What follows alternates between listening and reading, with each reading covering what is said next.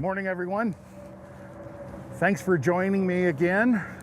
Bill Hurtado, Transwest Truck Trailer RV in Frederick, Colorado. You may notice something a little different today. No notes. I'm going to do this thing off the cuff all the way through. So let's get started. I picked this one in particular because, as many of you know, I really seek out the ones that, in my opinion, are the best value and something I would want myself. This is a perfect example of that. 2013 Winnebago Vista, model 26HE. That 26 is a key number right there. I double checked and did some research this morning, and the majority of RV parks, national and state parks around the country have a 27-foot limit. This is perfect because you'll have no restrictions at the majority of those parks, because this 26 foot is 26 foot 11 inches tip to tip. So you're right in under the wire. You can take it virtually anywhere. Another thing I found is really important to mention on this being a 2013, the ratings have changed on the Ford V10, that 6.8 liter V10. In this vintage, this was 362 horsepower, 457 pound-feet of torque. Now, 2 or 3 years later, after this build, Ford decided to suppress the horsepower rating down to 320. It's the same engine, nothing has changed there. However, what they did was change this thing called a rev limiter. In this vintage here, you still get the benefit of that last 750 RPMs. I believe it was like 2016, 2017, right in there is when they put the rev limiter on and detuned everything down to 320. So just a little FYI, this short little guy with that big engine runs like a scared rabbit. I love it. It's fantastic, smooth, quiet, and powerful. So let's get started. I want to show you a few things on here.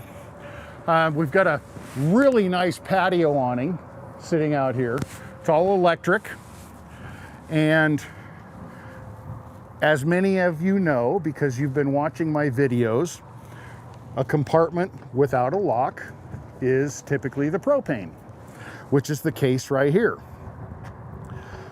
Little extra storage for maybe some propane accessories. If this were my unit, I think I would add on the T right here. So keep the hose up here and have outdoor accessory like a barbecue, or they make ovens now. Nice stuff. So very convenient right up here.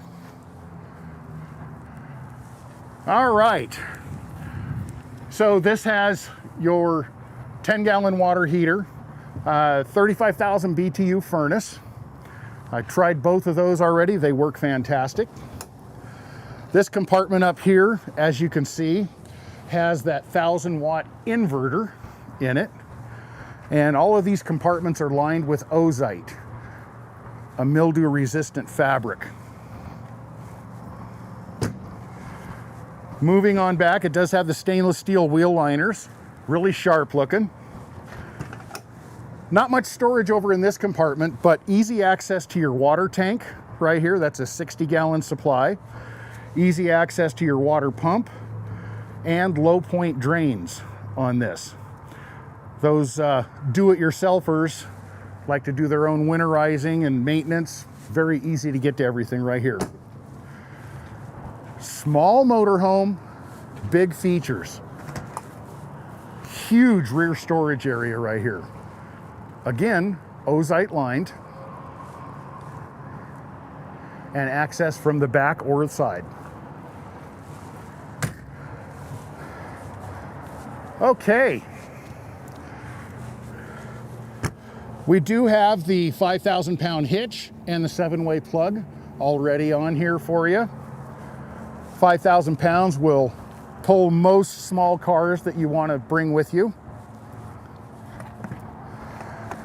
This has the Onan Microlight 4,000 watt generator. These generators are really nice. They're quiet because they're encased right there. Okay, this has 75 gallon fuel supply. It's 55 on the Class C's, 75 on this one right here. Our wet bay, as we call it. A couple of things I want to point out in here. You're at the campground, you'll have your freshwater hose come up through here and put an elbow on.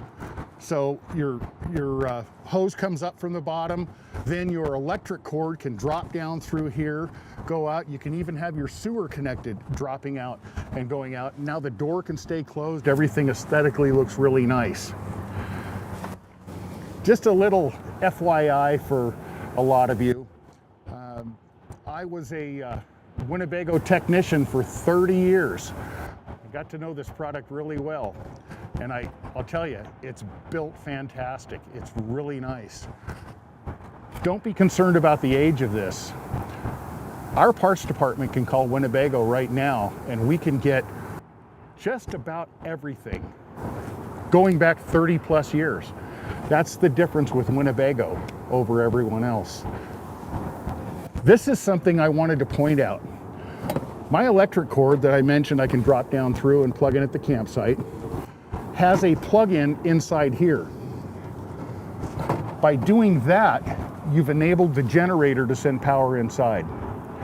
So the rule for all of you is, this cord is plugged in 100% of the time. It's never just sitting here. It's either plugged into the generator or it's plugged into the campground out here, okay? So just think about that. Always plugged in. Cable TV hookup over here. Extra little light so you can see what you're doing at night. Low point drains on this side.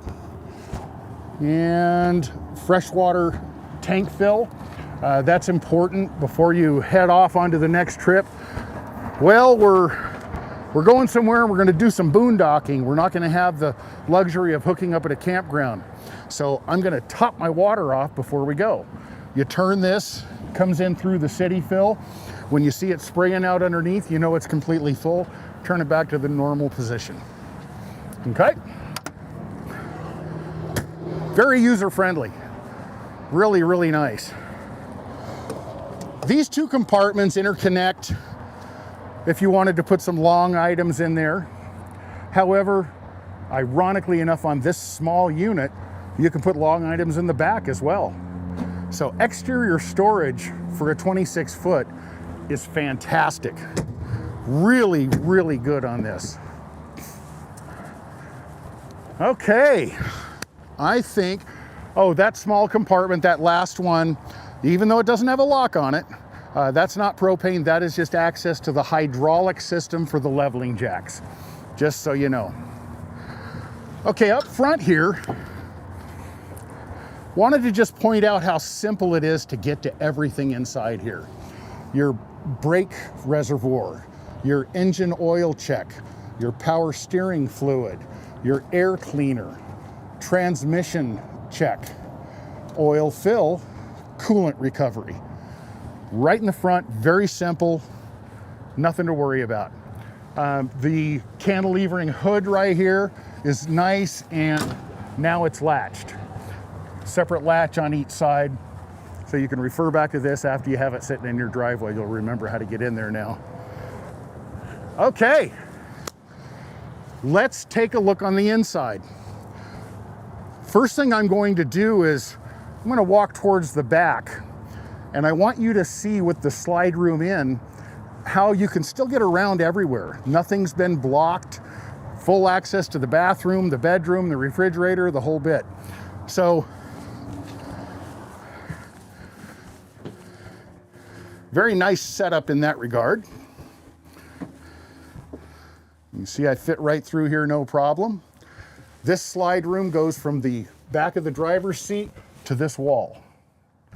And I will send this out for you. It's only an 18-inch slide, but it makes an enormous difference on the interior here.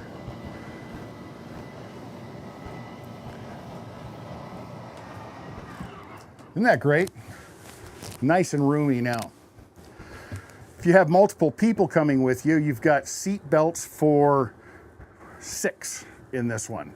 Those front seats will swing around and face this way. It makes a really nice living room up there. The bedroom area,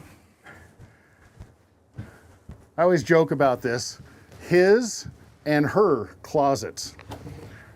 You know what I mean by that. And the overhead storage on this unit is very deep and very tall. There is a little bit of storage at the foot of the bed right here for extra bedding and pillows or whatever you like.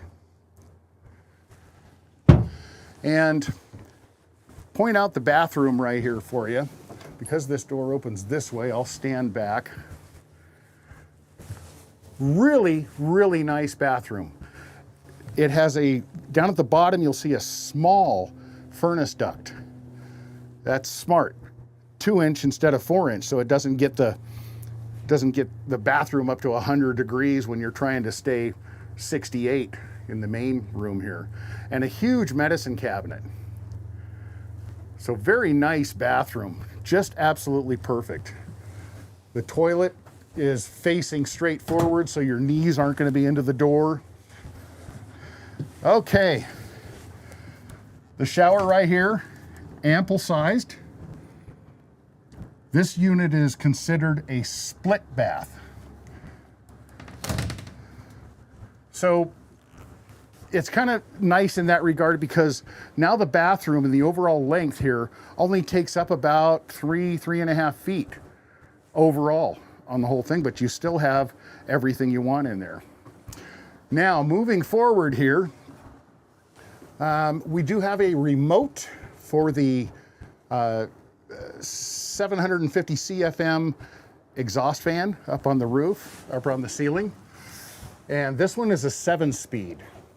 You can set the temperature, you can reverse the flow, you can do all kinds of stuff with this, which is just sitting down on the table. So you can change that whenever you like.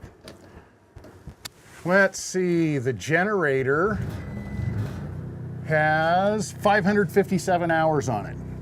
So that works out really perfect for average use.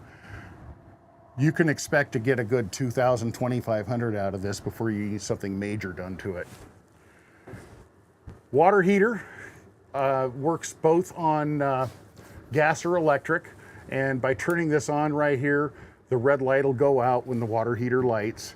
If it ever comes back on, that's just a warning to you. Uh-oh, might be a cold shower.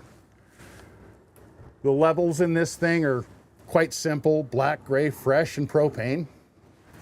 We don't have the propane full right now, and we're winterized, so none of this will be on. And then water pump switch right here. Don't travel with the water pump on. If you develop a leak, you'd never hear the pump running. The combination thermostat for both furnace and air conditioning is right here. And then you have a fan setting also, so if you just want to move some air around, very easy to do. And we've got the 8 cubic foot Norcold refrigerator. Norcold versus Dometic. What are the advantages? Well, maybe things have changed as of today, but throughout history, Norcold has always had an advantage over Dometic because it's made in America, not Sweden. Parts for this are much less money than a Dometic refrigerator. And if you ever need to replace it, that's less money than a Dometic as well. So, kind of a fan of Norcold. Nice pantry right here for extra food storage. There is a cabinet with 3 drawers that pull out down here. Those lock in and have a second door covering them up. This is pretty nice. This is blocking some stuff in the very back there, but great spot for the trash can right there. And then a pots and pan drawer. Conventional oven. Let's do another little selling point for you. 3-burner. Some of you may say, well, why did they cheapen that? Why didn't they go to a 4-burner? Here's the answer. You notice it's red on the front of the oven right here. This handles the center control, the center burner right here. This is 7,100 BTUs. These are 5,200. So the intention was to be able to put that big 12-inch skillet right here, center it, and not encroach the space of your side dishes. Okay, just wanted to point that out. I think it's kind of a smart way to go. And then this has got one of those ovens that doesn't have a lot of room in it. I always called it good for pizza, pot pies, and cookies. Pizza, pot pie, and cookies. Okay, over on this side, this is all part of the slide, remember. This dinette here is sleeping for a 3rd or 4th if it's 2 small kids. This is very easy to operate. This table goes straight up and down to set this thing up into a bed. Again, deep cabinets in this thing. All of the books and manuals are with it as well. Okay, so some things I really love about this up front here. Flat dash. I know a lot of you have seen this type of unit, maybe on the other side of the freeway, oncoming, and there's a doggy bed up there, and the dog is sitting there enjoying life, looking out the window. It happens all the time. Perfect dash for this. Very easy to do. It's not contoured down, making it uncomfortable. Like I said, this thing runs like a scared rabbit. It is absolutely wonderful. I don't know if you can hear this, but it's very smooth and quiet. One of the reasons it's so quiet is because Ford builds their chassis and completely seals that firewall. Earlier years, Winnebago and pretty much every other manufacturer had trouble with air leaks and air noise and things like that coming through that firewall on the Chevrolet and Workhorse chassis. Ford never had the problem because they do it right. Fords typically have a 1,000-pound more carrying capacity than the Workhorse or Chevrolets ever did as well when you're apples to apples. Okay, so some key points right here. They did add this really nice backup camera on the back there. Just a standard stereo, nothing real special right there. This is really nice. Automatic leveling jacks. This is the electric LCI system right here. So very simple to auto level the thing. Once you push that button, it starts working. You can get up and go do something else. Typically takes about 4 minutes for it to settle in and be exactly right on the money. 33,411 miles. This baby is fresh. Really, really fresh. All right. Another thing I want to point out, I know it's a bit redundant, many of you have heard me say this before, but tow haul mode versus overdrive. You've seen overdrive with the button on the end right here, and all that does is limit you from getting into that final gear. So it keeps the transmission at a lower level. Tow haul mode is completely different.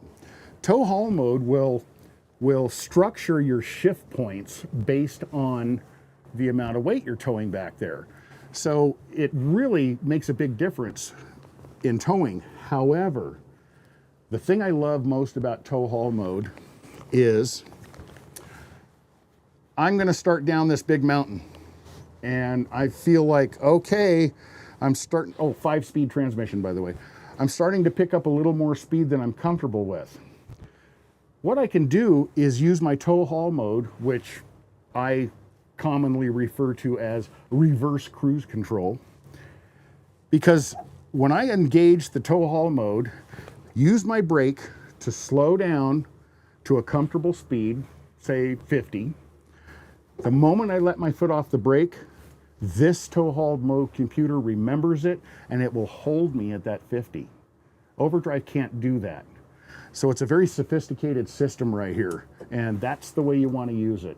It's really nice. Save your brakes. Don't use your brakes going down that hill unless you have to. Okay. It's got the remote mirrors, and they've upgraded the television in here. Looks like a smart TV. Yep. I think we've pretty well covered it. You probably have some questions on this thing, maybe a little more in depth in the specs. I can take more pictures. I can send you the link to this, which, yeah, if you're watching this, you probably get the link yourself.